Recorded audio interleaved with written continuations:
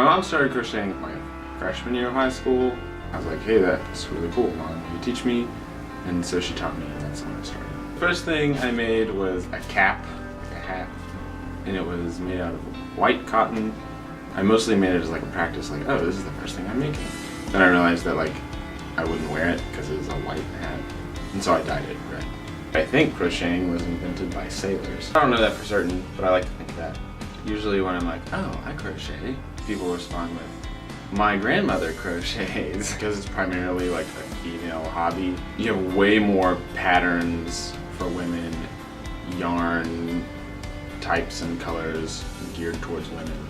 And so there's somewhat of a disadvantage being a male crocheter because you don't have as many options. There's several different types of yarn, and the yarn I typically work with is acrylic because it's the cheapest.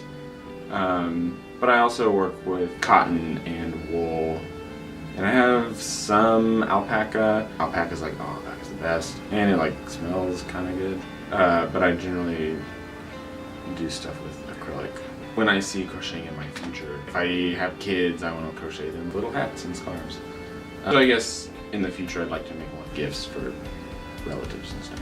It's fun, and it's like productive. I also like having unique things.